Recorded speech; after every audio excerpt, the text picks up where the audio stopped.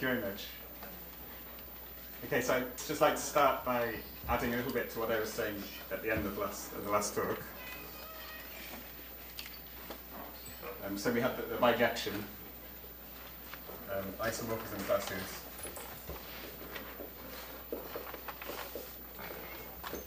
of reachable cluster tilting objects.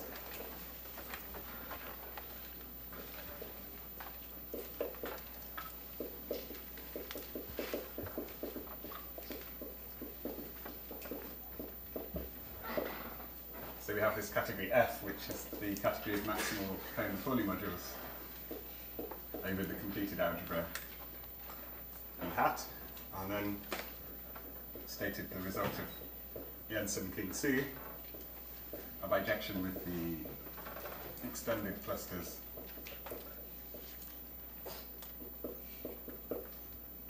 of the homogeneous coordinate ring of the Grassmannian. Of course, the fact that they're extended isn't relevant in terms of the bijection, because extended just means the frozen variables are there, okay, in every extended cluster. So it doesn't matter if we say extended or not. Okay, and then there was this question concerning the seeds. So the seed is the extended cluster together with the quiver. So the question is, does the cluster determine the quiver?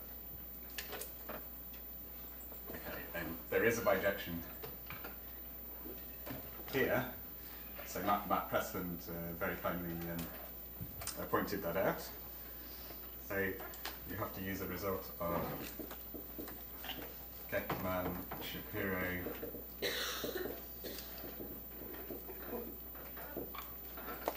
Einstein around 2008. So they prove actually that this bijection is always true. For the cluster algebras we're considering in these talks, it's true for all of those cluster algebras. So in particular, it's true for these ones here. Okay, it's a different question as to whether the quiver is the quiver of the endomorphism ring of the object here. Okay, that, I think, is not known.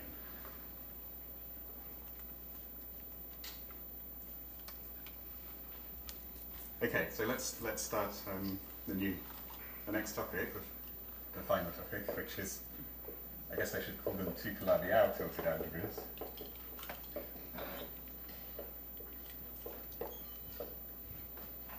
So, but what I mean is just the endomorphism algebras of these reachable cluster tilting objects on the left-hand side. So what? Well, I won't talk about all of those. I will say something about the ones coming from Postnikov diagrams. What are the algebras and F of TD hat for D a Postnikov diagram?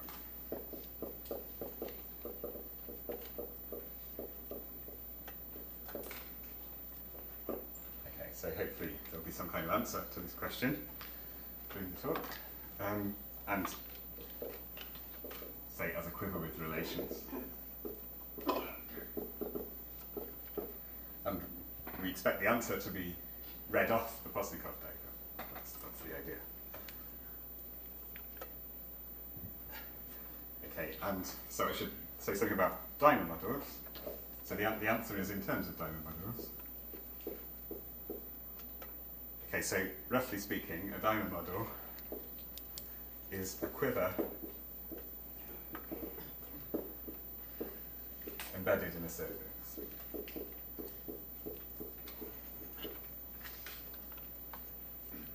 Okay, it should be embedded in a nice way so that the complement is a union of disks.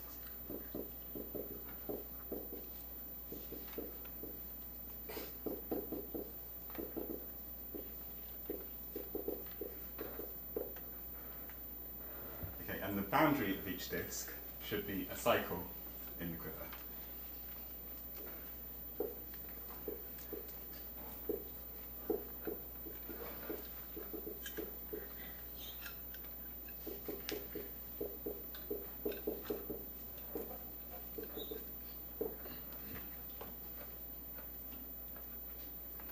Okay, when I say roughly speaking, I only mean that there's a more formal definition where you could just take a quiver with some notion of face which would be cycles in the quiver. So you could define this more formally on the level of the quiver, sort of combinatorially, but for our purposes, this will work perfectly fine. Okay, so now what we've got is a surface with boundary. So for a surface with boundary,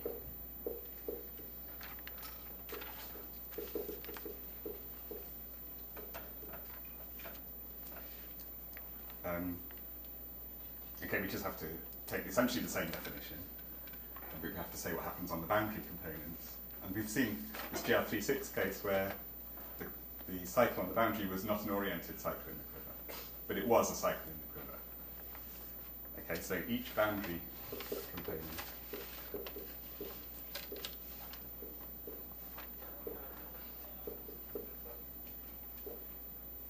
should be a cycle in the underlying graph of the quiver.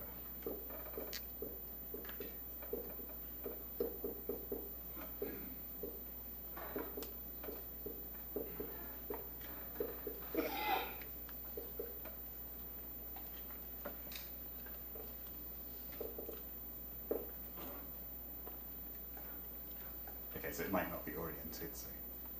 Okay, so you can see from this definition, so our quiver QD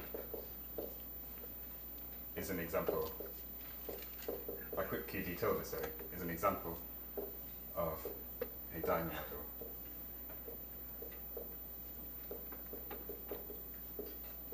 with boundary in the disk.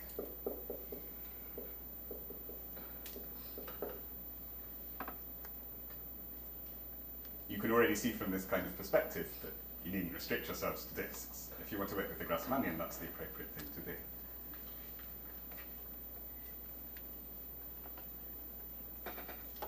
So, right, let's go over here. So let's have a bit of notation. Q2 tilde will be the set of disks in the complement of QD tilde.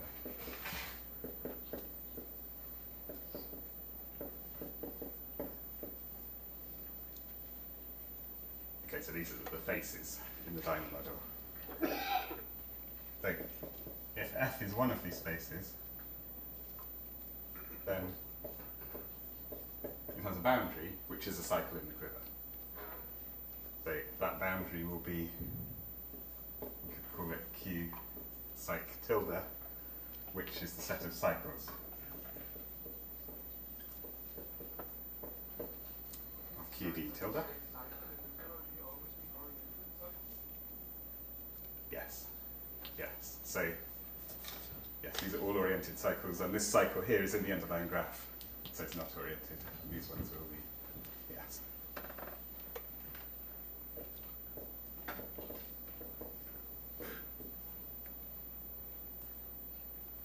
Okay, and some of these cycles will be clockwise, and some will be anti-clockwise. So that was clockwise for me, wasn't it? Okay, so F plus will be F in Q tilde to Q2 tilde, such that rather F is anti-clockwise, and F minus will be the faces which have the opposite orientation.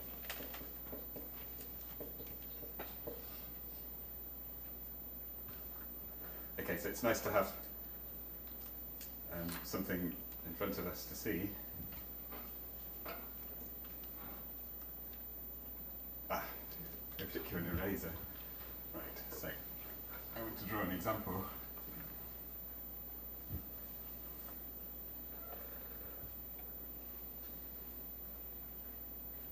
And I'll just draw the quiver. If you look at the other previous examples, you could see that you can always get the Postnikov diagram from the quiver. Okay, I'm going to try and draw a very regular version. So this is actually from GR25.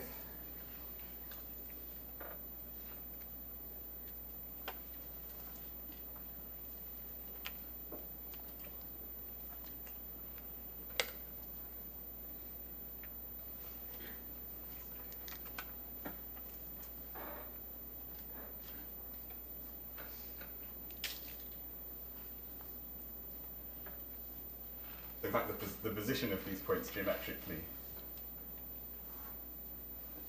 important. So I'm trying to draw it carefully.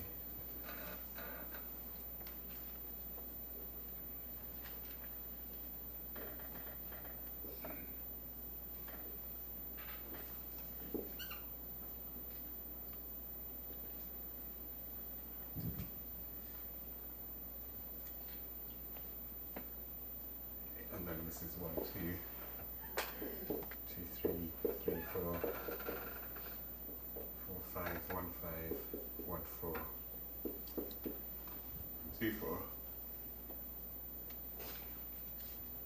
Okay, and what this should be something like this 1.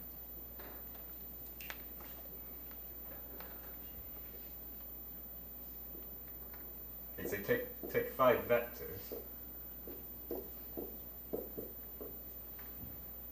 V1 up to V5. Okay, and then this 1, 2 here is plotted at the point V1 plus V2. I think I've quite imperfectly drawn this. But this should be 0. Okay, so plot each Luca coordinate at the sum of the vectors corresponding to its elements. So 1, 2 will be plotted at V1 plus V2. 2, 3 will be plotted at V2 plus V3, and so on. And if you do that kind of plotting, you will get a way to get a consistent diagram if you add the right arrays in. Okay, and this is in the paper of Posnikov and Speyer, and we also have kind of developed that a little bit in our paper too. So there are these very, very nice tiling pictures for the Posnikov diagrams for the quiddles. That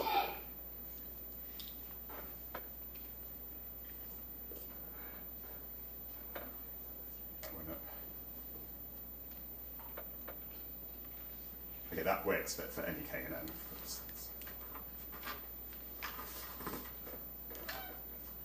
Okay, so the point about a Dyna model, from our point of view, is that it's a way to get an algebra. So if Q is a Dyna model with boundary,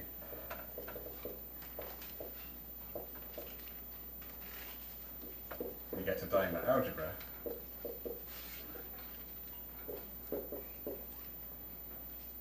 Q. Okay, so this is defined as follows. So if alpha is in Q1 as an internal arrow, okay, so it's not an arrow going around a boundary segment, it's not on the boundary, it will lie in 2 faces, so you can see that. You can see there exist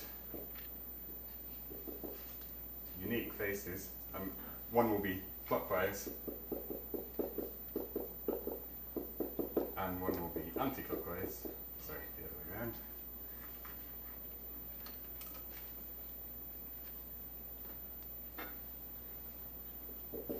Such that the boundary of the anticlockwise face is alpha together with a path, and the boundary of the clockwise face is alpha together with another path. Okay, and P alpha plus goes from the head of alpha to the tail of alpha, and so it's P alpha minus. Okay, and the relations are just that, P alpha plus equals P alpha minus every time this happens. So AQ is CQ modulo the relations P alpha plus P alpha minus. Okay, so for example, for this array here, we've got path from 2, 4 to 1, 2 to 1, 4.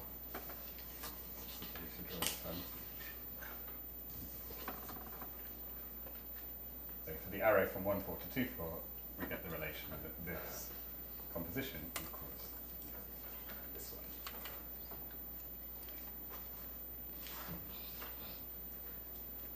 so there is, of course, then a natural potential to consider, which is the sum of the anticlockwise cycles minus the sum of the clockwise ones.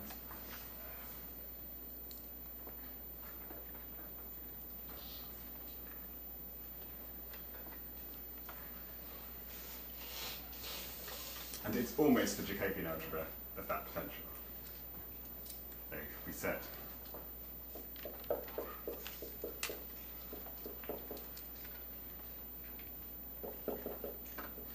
the sum of anticlockwise cycles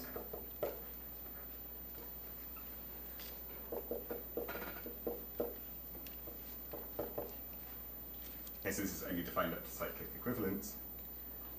So then AQ is CQ modulo the derivatives of potential, and we just take alpha internal. So we don't differentiate with respect to every arrow, just the internal ones. It's a kind of phrase in Jacobi algebra.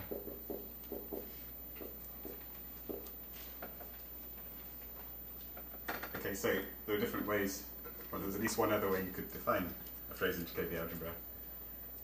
You could say that an arrow between frozen vertices is frozen, and you don't differentiate it. So that's not what we're saying here. We're saying that certain arrows are frozen, and we're differentiating those. So, okay, so there's a set of frozen arrows. Don't differentiate them. So you don't get a relation.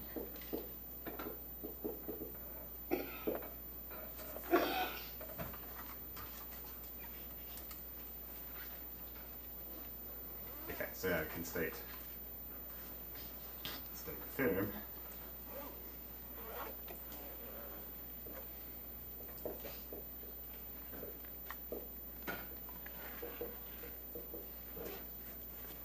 So DLV Kn diagram.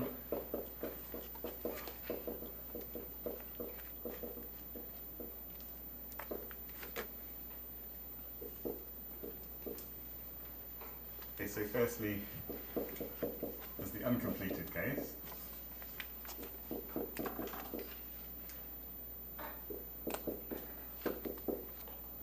Okay, and that we're going to call the map going from right to left will be F. Okay, so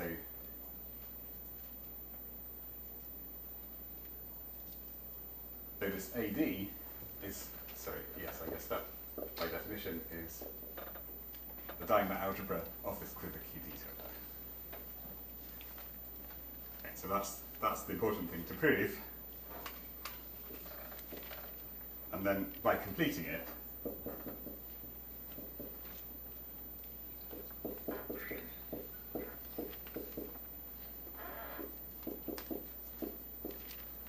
okay, we get part B.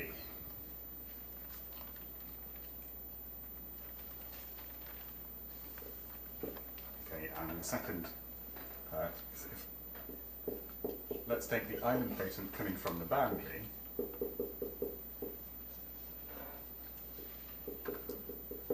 So remember these EIs were the labels of the boundary regions. We can take the boundary algebra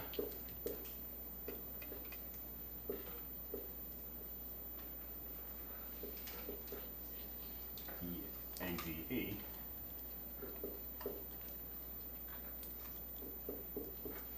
and this is isomorphic to the opposite algebra of B bar. Okay, and again a completed version.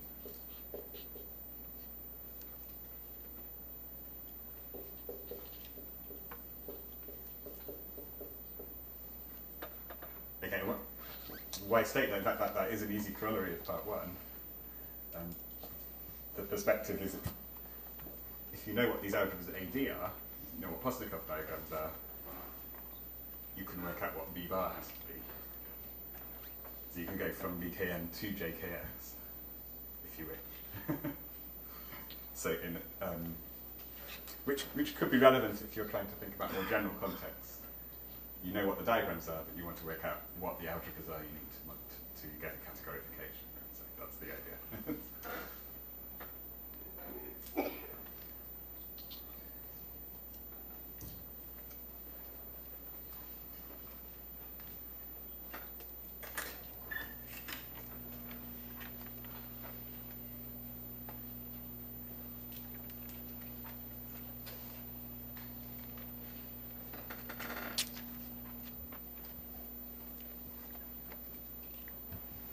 Okay, so there's some very nice papers of Demonet Lowe. They look at the case K2. What's particularly interesting is they look at the punctured disk case. So they already starting to look at more general surfaces and getting things to work. There's some real issues in trying to generalize this. Because the algebras you start to try and write down, it's no longer clear that they're Gorenstein. That's the trouble we're having. We haven't been able to do anything more general than the disk ourselves, so it's nice to see the punctured disk appearing. But once you have, say, an annulus or something, it feels like the algebras just get too big. I'm not quite sure what happens in these more general contexts. And this is also interesting because there's some that Gorenstein orders appear that this is more fundamental to their picture than it is to ours.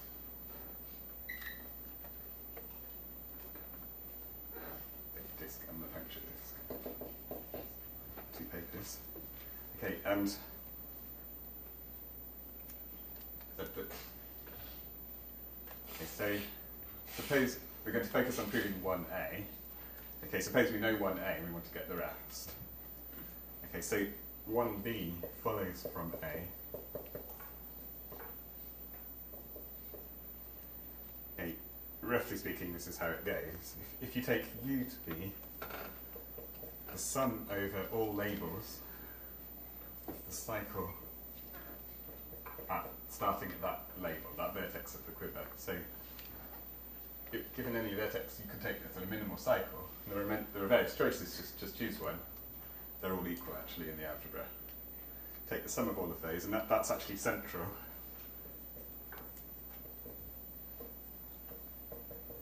In AD. And AD hat can be written as a tensor product.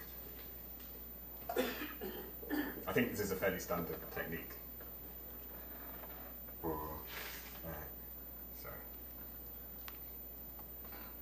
Or completions. Okay, so you've got the polynomial ring over U is central in AD. Okay, you form a tensor product with the power series ring, and you get the completion. And you could do a similar thing for B as well. So you take T to be sum xi yi. It's in the center of B, U bar. Okay, and B hat is B tensor CT. Okay, and this MI hat is MI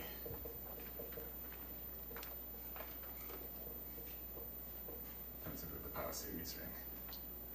Okay, so this brings the completion down to size, and then you can get part B from part A. And to get part 2, if you look at this EADE, it's isomorphic to F of E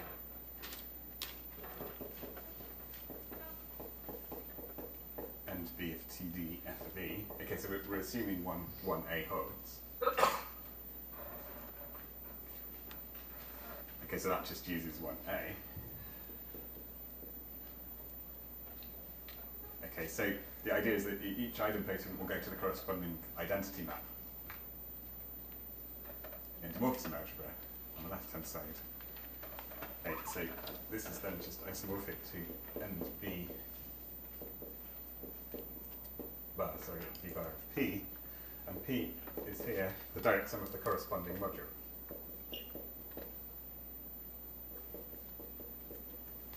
Okay, and these modules coming from the boundary are the projective injectives. They are the projective B bar modules, so this is isomorphic to B bar. Okay, so then we get the isomorphism we want. Okay, and then you just take the completed version to do the same thing. Okay, so the critical point is to prove one part A.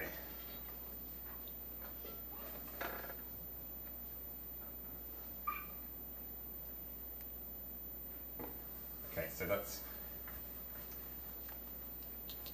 what I'd like to spend the rest of the talk doing, is to say something about how this is proved. And that also illustrates, I mean, why do I insist that there's a dynamo model here? Why not just write down the potential?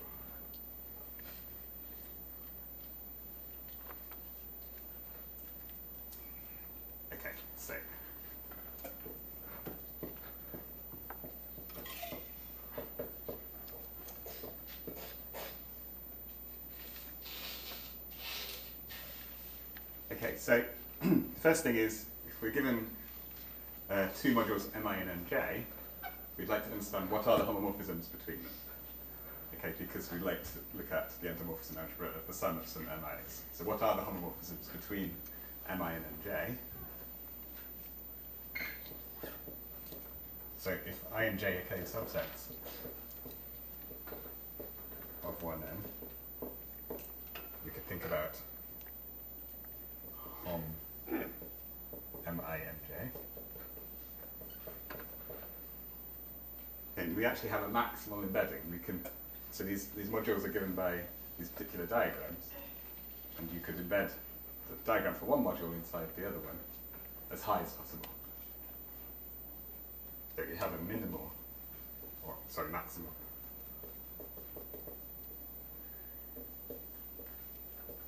Embedding, in the sense it has the smallest possible co-kernel, which we'll call phi ji from mi to mj. And the best way is to give an example. So I will be 1 through 5, j will be 1, 2, 3. Okay, so the 1 through 5 case, like this.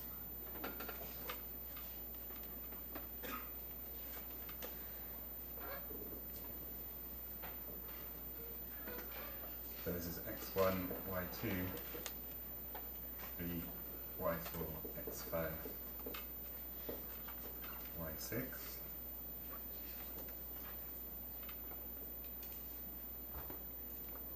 Okay, yes, I think I forgot to say when I was drawing these. I mean, you can see it's 1, 3, 5, because if you imagine shining a torch from the top right, you would see these x's 1, 3, and 5. Okay, so the x's that appear on the top in the description of the module correspond to the subset. Remember, this is a kind of covering picture, so you have to just add up the columns to get the actual vector spaces of the module over the algebra. So, okay, so that's 1, 3, 5, and then 1, 2, 3 would go down 3 times.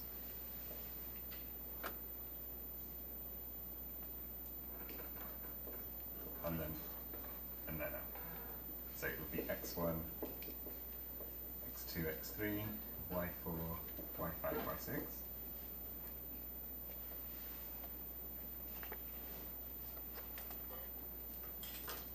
Okay, so we just want to embed this one in here.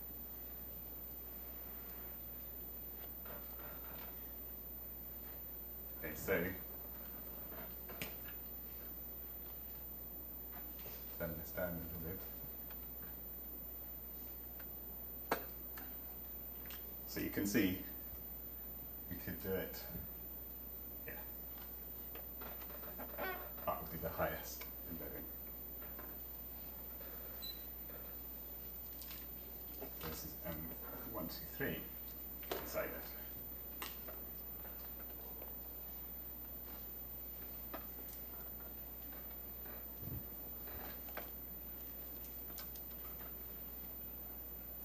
and it's characterized by the fact that the co-kernel is not supported on every vertex. Okay, there will be some vertex where it's actually coinciding.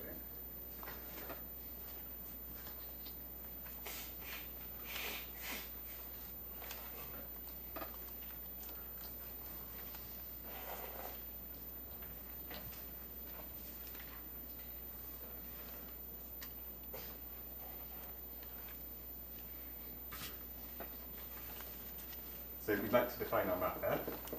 We can say it starts at the diamond algebra AD.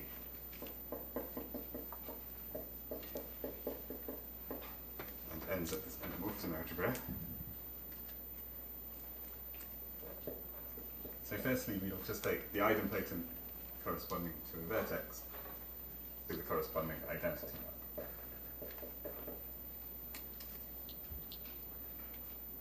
Okay, just extend by 0 to get an element of the endomorphism algebra. And then we might have an array from I to j, and we need to say where that goes.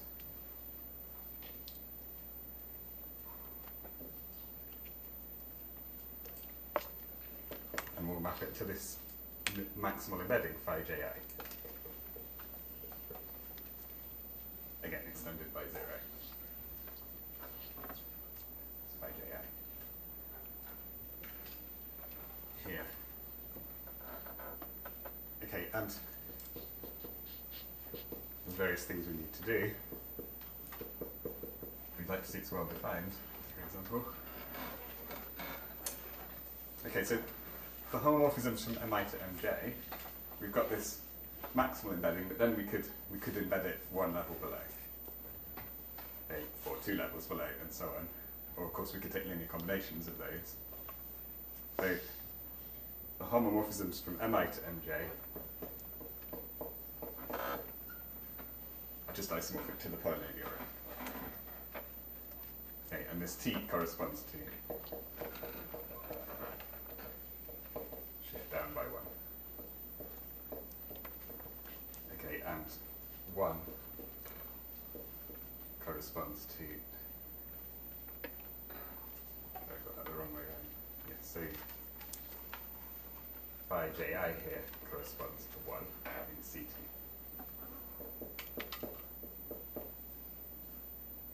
Okay, so it's just as a vector space.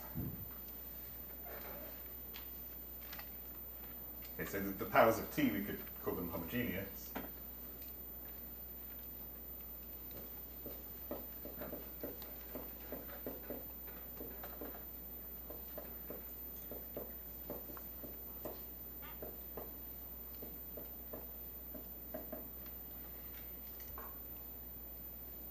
And we'll call a morphism, call one of these sincere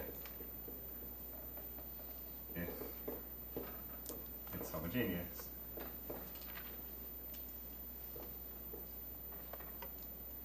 And the k-kernel of phi is sincere, which just means supported on all vertices as a representation. So phi ji is the unique insincere homomorphism.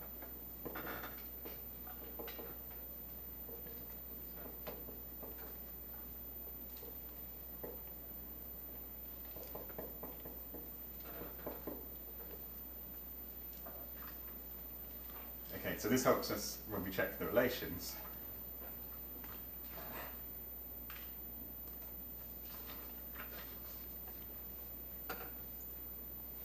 And to do that, we need to label the arrays. So to check the relations. So label the arrays of QB.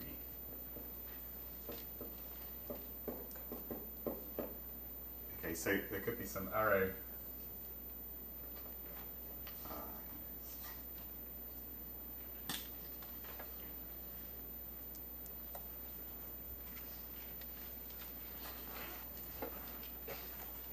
QB, and then crossing the arrow will be a pair of strands.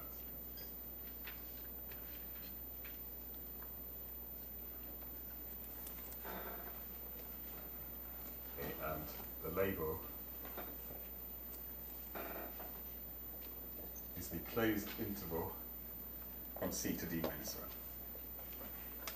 So this is a cyclic interval. So that's just contained in 1 up to n. But we will regard it as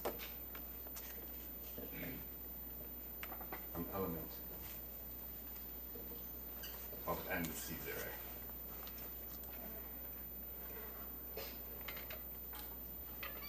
Yes, what we're really doing here is CD minus 1.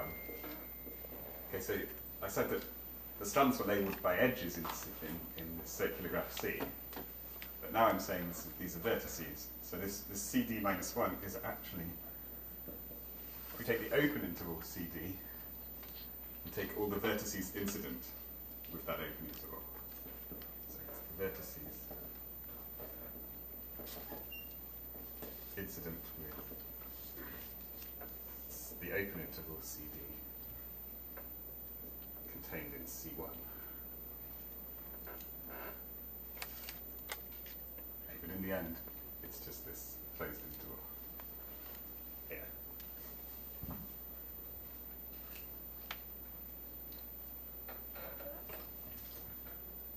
Okay, so let's label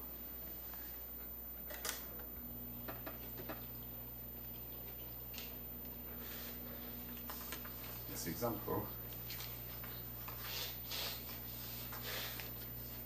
I think I will just tell you what the labels are.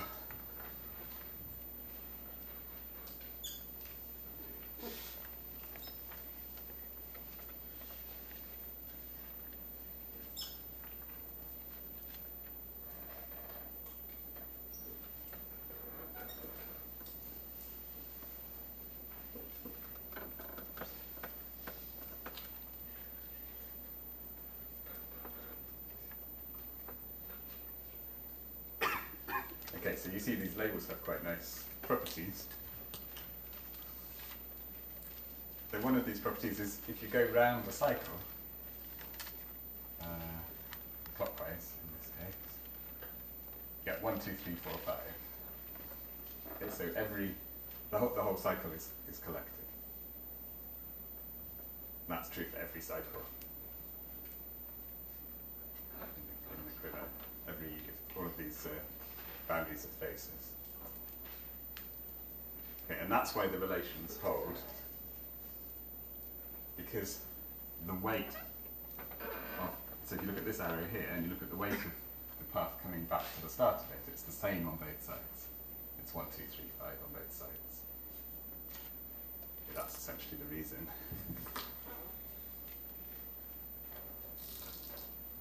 But let me write something more.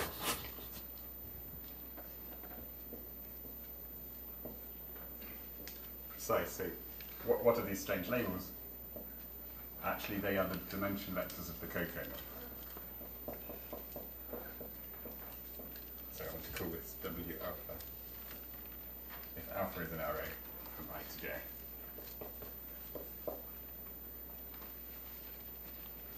So they're the dimension vectors of the coconals of these maximal embeddings. Okay, and then second fact is that if f is in Q2 of D tilde, so it's a face, then the sum of the weights around the boundary is 1n, which we're thinking of as the sum of the EIs for I is 1 to n. In NC0.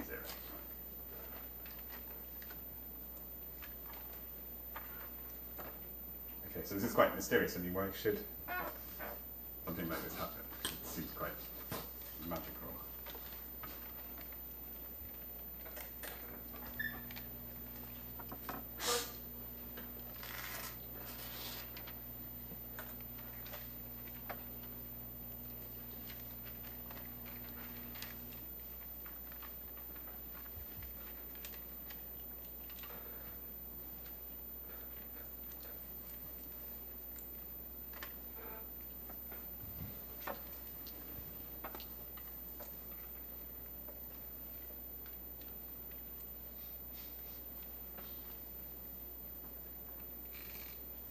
Okay, so now imagine we've got some array from I0 to I1, okay, and then we complete it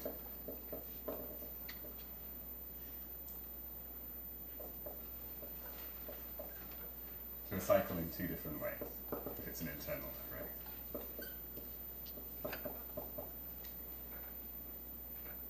Okay, and if you look at the composition of all of these maximal embeddings, corresponding phis,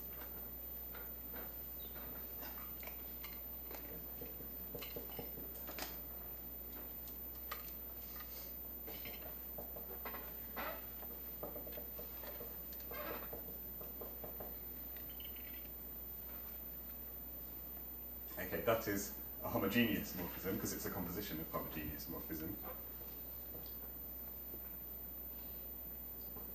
And it's also insincere.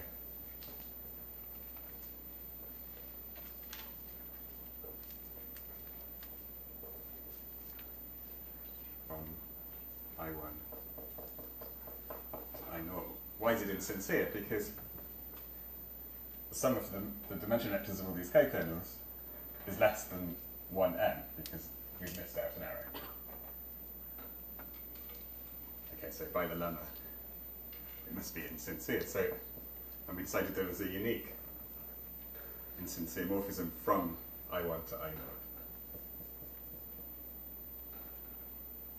Okay, and the same is true on the other side, by the same argument. So, the two compositions will be equal, and that's what we need to know that the map is orthophone.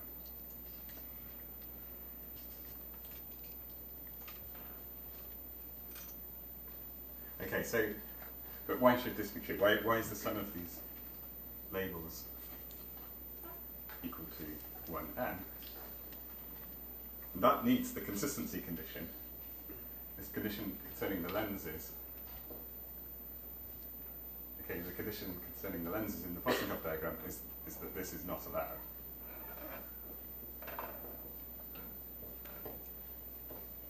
Okay, and this is the consistency condition.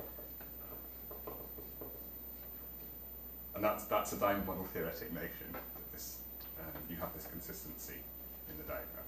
It appears in different ways, but that's why it has to be diamond model theoretic.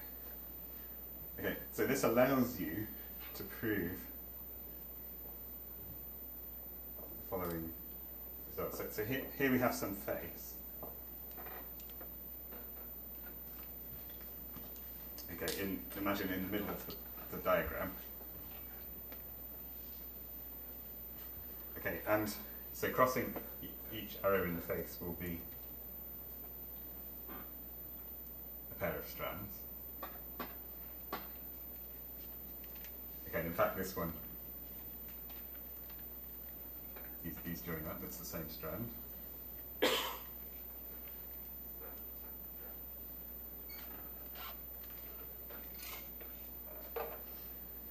Okay, and then, so these strands will hit the boundary somewhere if you follow them through. Okay, and if you just take an arbitrary diagram without this consistency condition, they could hit the diagram, the boundary, in any old fashion. But this consistency condition actually implies that they hit the boundary in the same order in which they leave the face.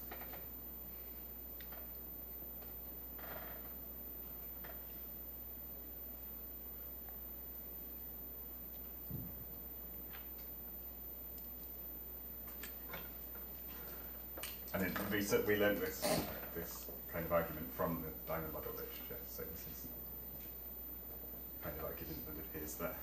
So, because of the consistency condition, they hit the boundary in the same order.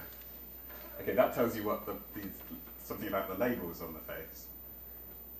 Essentially, they add up to a cycle. And that's what we need in this part 2 here.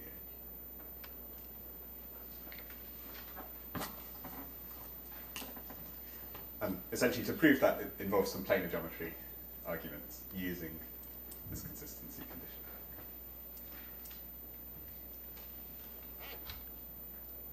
Oh yes, yes, I did write down. It's an argument of Botland from the diamond model theory. Rough Botland.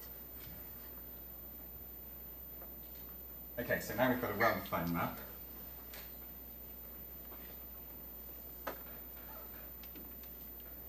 And it just remains to check injectivity and surjectivity.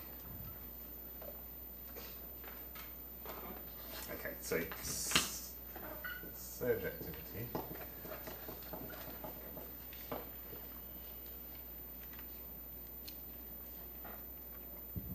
Okay, so let's remember where f goes from. I need to remember.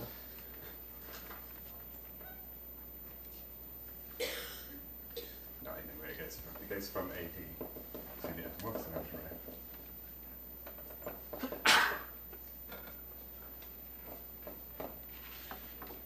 Okay, so we would like to hit these minimal maps. Okay, once we can hit these minimal ones, we can get all the others. So we need a minimal path on the left-hand side to hit it. And in terms of this labeling, it should be an insincere path. Okay, so it shouldn't use every vertex. So for example, if we wanted to go from 3, 4 to 2, 3, we could just go along the arrow. And if we wanted to go, yes, you can choose your pair of vertices and try to find a minimal path. But if you wanted to go from, say, 3, 4 to 1, 2, you'd go 4, 5, 1, 3, and 4, 5. We've missed out 2, so we're okay. Okay, but it can be tricky. So if you wanted to go from 1, 5 to 1, 2, then you might not notice there was a direct route. You might go the long way round. You might go 1, 5, 4, 5 to 1, 4, to 2, 4, and up to 1, 2. So we haven't done any cycles. Of course, if you do a cycle, you're in trouble because you've gone all the way around. Okay, so we haven't done a cycle, but nonetheless, we've actually got a sincere path, which is not what we want. And the reason you can't detect the cycle, there is a cycle hidden. If you do this, it's the same as going this way. Okay, so going along here is the same as doing this, so we're actually doing this and then around a cycle. So we're doing the arrow we should have done and then a cycle. And that's the explanation, but you can't see that directly. Okay, so we have to be able to always construct such a minimal path, such an insincere path. So given a pair of vertices, construct, so in D, construct a minimal path.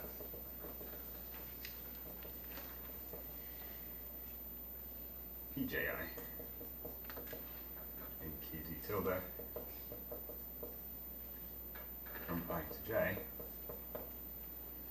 So, and this means it will be, I mean, by minimal I mean it's sincere.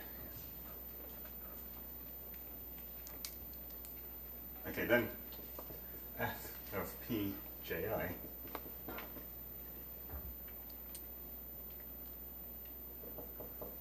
will be a homogeneous, homogeneous insincere morphism. And we agreed there was a unique one. So it must be equal to phi ji. Okay, and once you can hit phi ji, you can just compose with cycles here to get the other homomorphisms here.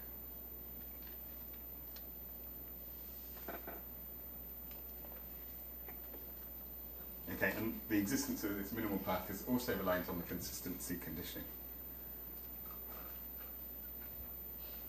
Let's see. Yes. Okay.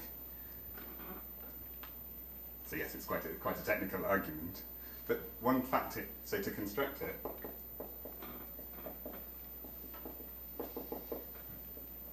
we need the consistency condition,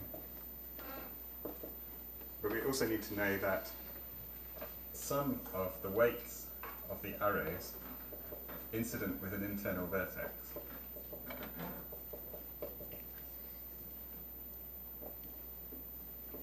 is r minus 1 times 1m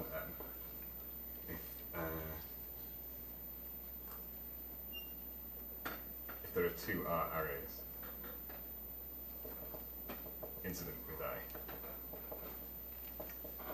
Okay, so there's another of these strange properties. I mean, to prove this property, we need this consistency, and it's arguments like this kind of thing here. You have to somehow analyze the diagram locally. So you can see an example here. If you take this vertex, you can see the sum of the arrays, the weights of the arrays, is again a whole cycle. And that's because the r in this case is 2. So we get one, so there are 4 arrays. We get 1 less than 2, which is 1, so it goes around once. Okay, but in this GR36 case, the sum of the weights would actually go around twice. Okay, and essentially the point is there's enough room. This is not r times 1 and it's r minus 1. Okay, the fact that it's a bit less gives a little bit of wriggle room so you can find your first array in the path. Okay, and then you construct the path inductively. But this is the key property you need to construct the path. Okay, so that gives us surjectivity.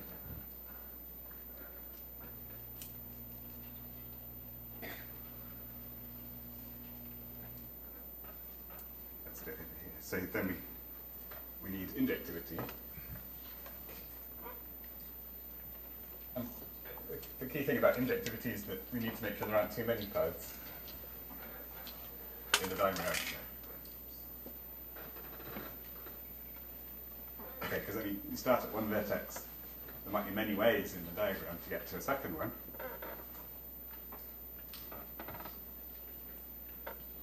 Okay, so in theory there could be many different elements in the algebra. We look at EI, AD, or EJ, AD, EI. This would be spanned by the paths from I to j modulo the relations. We don't want that to be too big.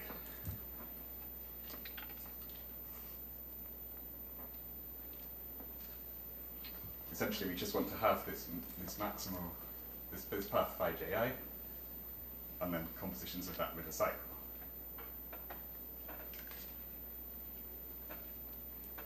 Okay, so we could have, here are two vertices I and j. Imagine we had two paths, P and Q, starting at I and ending at j.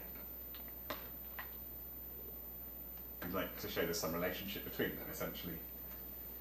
For example, if they were both minimal, they should be equal.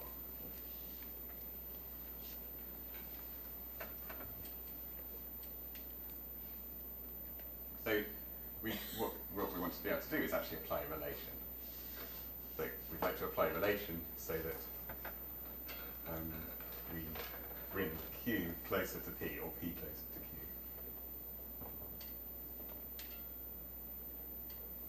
So we want to apply a relation.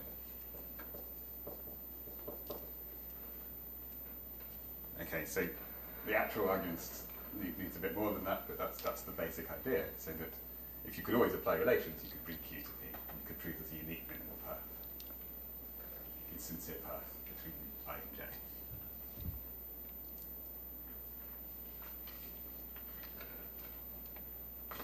Okay, and this is actually quite hard. I mean, so we use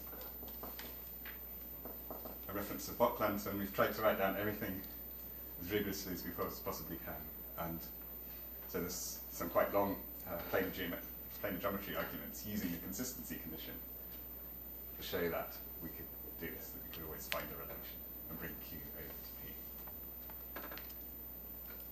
Okay, so we'd like to show there exists a unique insincere path from I to J, then every path equal to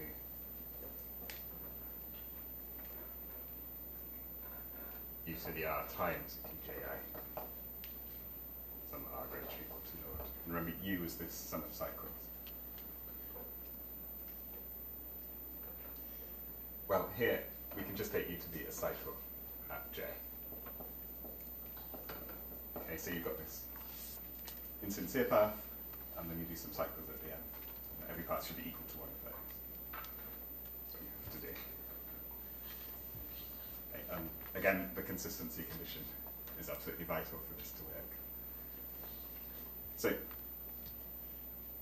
okay, so the philosophy is we have to use some ideas from diamond model theory to get this isomorphism to work. In terms of getting the quivers, it could be that there's some way of generalizing some of the arguments we've seen in Claire's book for the triangulated category case. There might be some way to lift those to the Frobenius category case. And that might also be the case for the potentials. So that probably is another approach. At the moment, that's not available to us, but there's probably another way to get hold of this. Although you would still need a sort of starting point. You'd at least need to do it for one Bosnikov diagram and then mutate out from there. So you still need some kind of direct arguments to get going. There's one final comment. Yes, I was reminded this afternoon by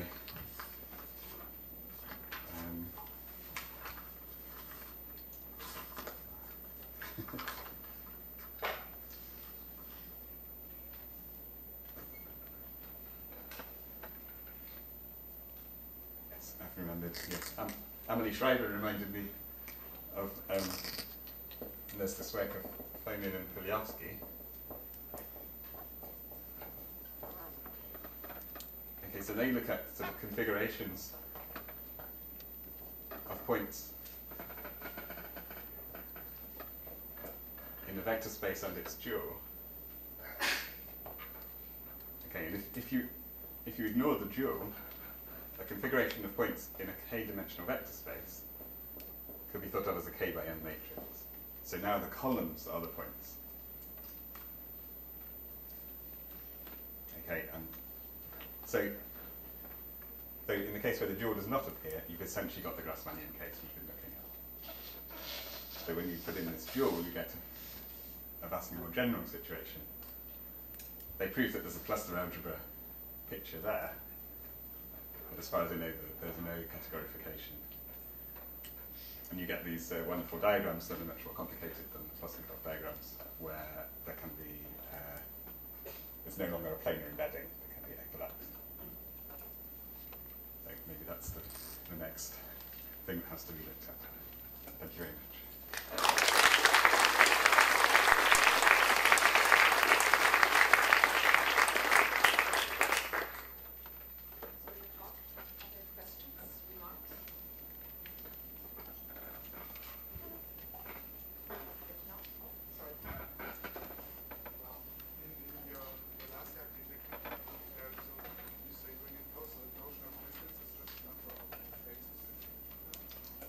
Oh, okay, yes, so the answer is yes. So, yes, the question is, what does it mean to bring them closer? And the proposal is that it's the number of faces between the two, or enclosed by this region here. And that's exactly it. You want some kind of inductive argument where you're always reducing the number of faces. So this should be a face here that you've reduced it by one. Exactly.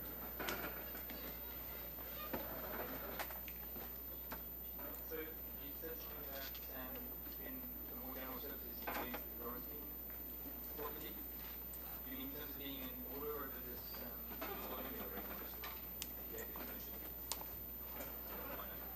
okay, yes, so the question is what goes wrong if you take a more general surface?